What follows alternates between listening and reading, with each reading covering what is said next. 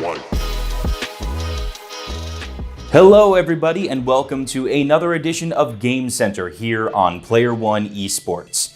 In the news this past week, Apex stumbled out of the gate a bit at launch, some bittersweet news out of the world of Nintendo, but to start things off this week, a major update to Call of Duty Black Ops 4. All of this plus plenty of esports updates from here at the world of PlayerOne. Thank you for joining me. Welcome to Game Center. A major update came to Call of Duty Black Ops 4 this week in the form of Operation Grand Heist. Operation Grand Heist marks a new beginning to a new season for the hit game, which has sold at least 15 million copies to date since its release late last October. The game has seen some comparisons to Grand Theft Auto due to the vehicle-centric and cops and robbers style gameplay that is up front and center in this new update. Also included are 2 new multiplayer maps and a brand new Blackout map called Ghost Town. But in what might be seen as one of the strangest updates to a Call of Duty game ever, in Blackout, you can now play as the Cosmic Gorilla character made famous in Call of Duty's Zombies mode. This is a good start for a new season for a game which, while it was very hot out of the gate and saw some very large successes in the Battle Royale scene, has failed somewhat to keep up its presence in that somewhat overcrowded genre. BioWare and EA's Anthem, the highly anticipated entry into the now somewhat crowded online shooter RPG genre, say that 5 times fast, saw a massive day 1 patch and unfortunately subpar reviews upon release. A lackluster campaign, worthwhile content locked behind endgame activities. This all sounds familiar to anyone who is used to the launch of games in this genre. For the sake of comparison, it's worth noting that Destiny scored a 76 on Metacritic, while Warframe scored a 71. Anthem is at 65, and it will require these kinds of regular updates that saved the previously 2 mentioned games for Anthem to be a success. And only time will tell if these kinds of updates can save the game the same way that The Taken King, for example, saved Destiny. This is a major blow to developer BioWare, one of the developers known for some of the best games of the last decade, including the Mass Effect and Dragon Age franchises. And while they are currently under EA, we all know what happens, unfortunately, to some studios that underperform while under their watch. After 15 years in the position, Reggie Fils-Aimé has announced he is stepping down as head of Nintendo of America this upcoming April. The announcement was a complete surprise and was met by an outpouring of tributes and thank yous from across social media. Fils-Aimé has been credited with reinventing the image of Nintendo in North America, and he also oversaw the launches of both the Nintendo DS and Wii platforms in the territory, which have sold over 100 million units to date in North America alone. Reggie reached almost instant internet meme status at E3 2007, coining the now famous phrase, "My body is ready," while trying out the Wii Fit board on stage. He embraced this humorous and often meme-ish public image while also pushing Nintendo of America to greater heights over his tenure. He will be replaced by Doug Bowser, a man not only perfectly named for the position, but who has shown that he is ready to take the reins. Bowser has been overseeing the marketing and sales efforts for the Nintendo Switch in North America. We here at PlayerOne wish Reggie Fils-Aimé the absolute best and healthiest in his retirement.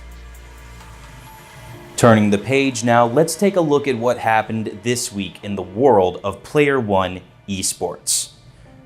Starting with the Elite Series, undefeated going into their match, Azio looked to carry momentum into the postseason, facing off against the defending champions Buff Katarina.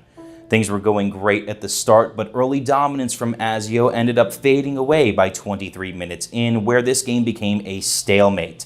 Tons of skirmishes around the Baron and an eventual Baron kill by Azio thanks to You Look So Charming's bottom kill, looked to be turning things around, but it simply was not to be.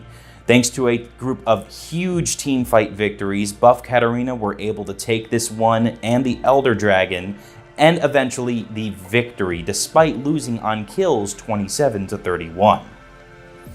Any sense of momentum that Azio had in Game 1 seemed to completely evaporate in Game 2. It was a back and forth affair for the first 10 minutes, but an extended fight in bottom lane 10 minutes in ended in favor of Azio. Strong plays and performances by the likes of Odd Orange and Winter eventually gave the edge to Buff Katarina, and a major team fight 19 minutes in was the beginning of the end for Azio. From then on, Azio would not have a chance in this match, and they were unable to make that momentum build up again. The match lasted just under 25 minutes and ended 20-11. Match 2 this week saw a collegiate matchup between UCI and Maryville. A very back and forth game throughout Game 1, UCI proved that they were not to be underestimated.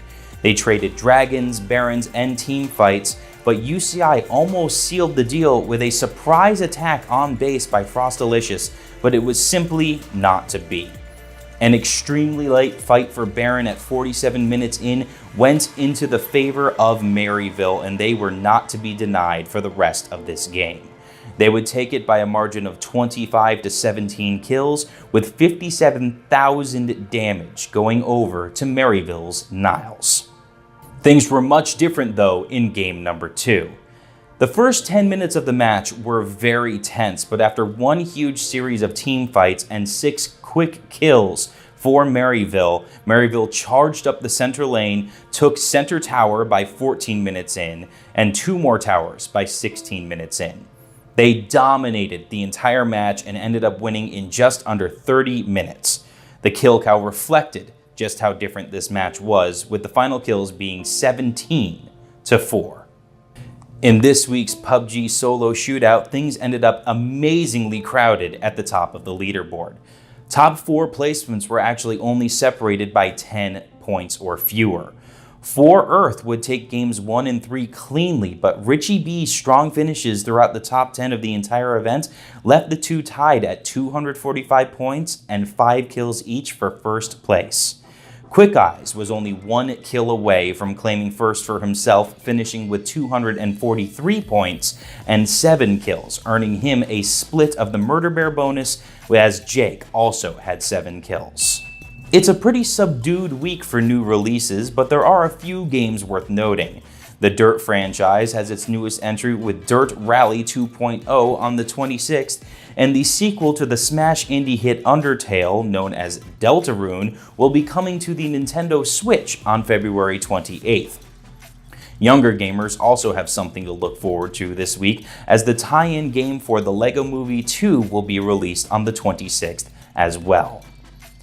Thank you again for joining me here on Game Center and here at PlayerOne eSports. If you want to know anything else that's going on here at PlayerOne, such as tournaments and other events, as well as some giveaways, make sure you stay tuned for those. You can check us out across social media on Instagram and Twitter. You can follow us here on YouTube, and you can give us a follow on Twitch as well. Thank you everybody for watching Game Center on PlayerOne. This has been Scan. Happy gaming.